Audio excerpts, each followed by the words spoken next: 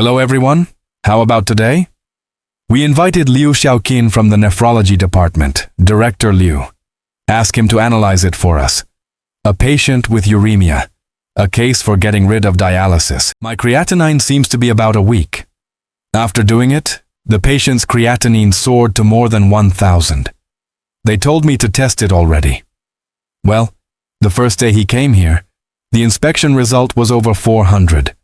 I just did physiotherapy for 23 days. The first time I did it was 23 days ago. When I went back, there were still more than 300 left. Well, we were going to stop the medicine and continue physiotherapy.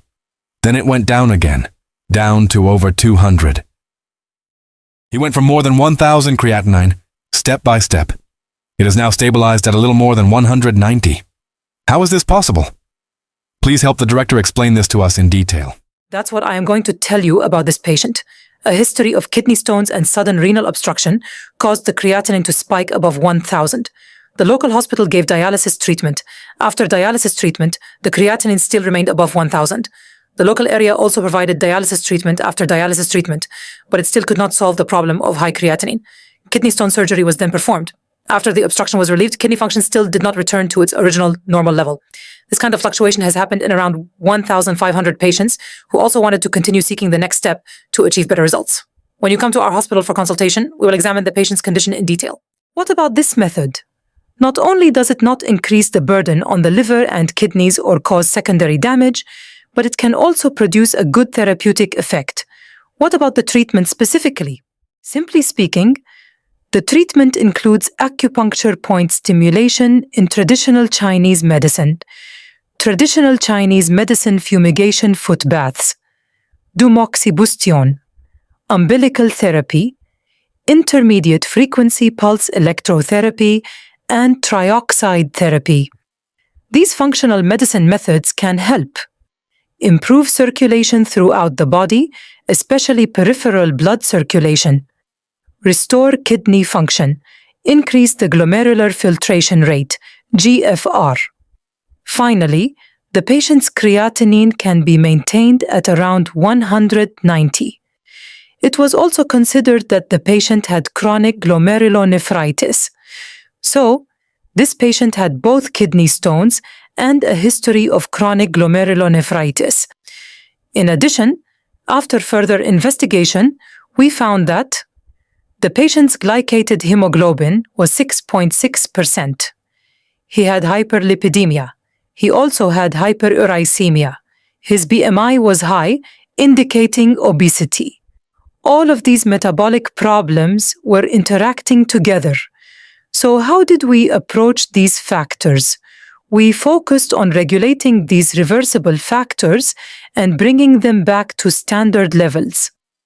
As these conditions improved, the patient's creatinine gradually came down. The treatment effect was very good. Then you may ask Director Liu. With such a good therapeutic effect, what treatments were used?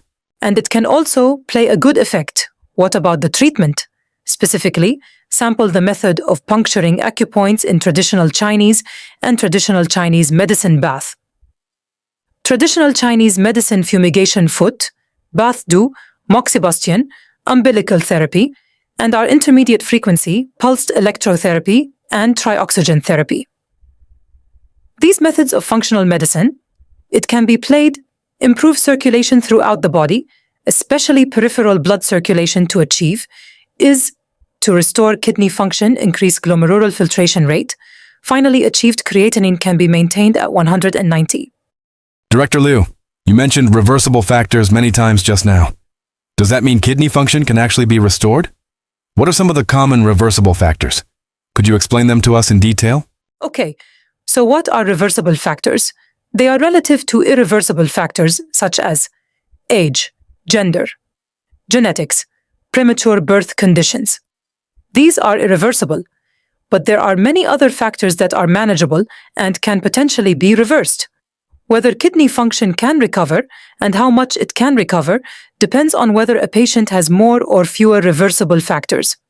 For example, we are talking about conditions such as high blood pressure, high blood lipids, high uric acid, and hyperuricemia, metabolic syndrome, excess body weight or obesity, anemia, infection.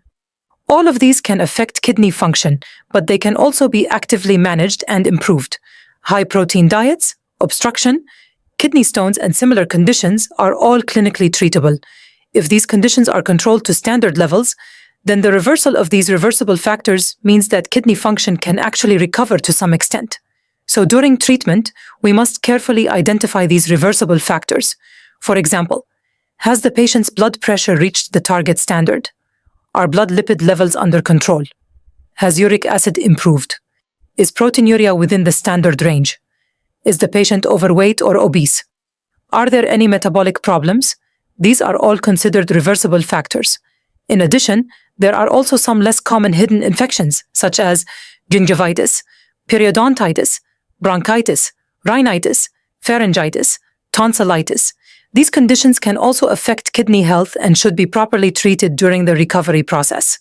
Gastritis, enteritis, and similar conditions are also controllable through proper treatment. Director Liu, does having more reversible factors mean there is more room for recovery? Kidney disease. The more factors we can identify and manage, the more tools we have to slow the progression of chronic kidney disease, CKD, and the better the treatment results will be.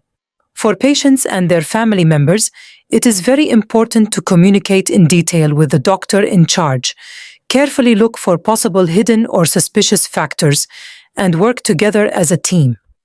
In this way, kidney function can recover to the greatest extent possible.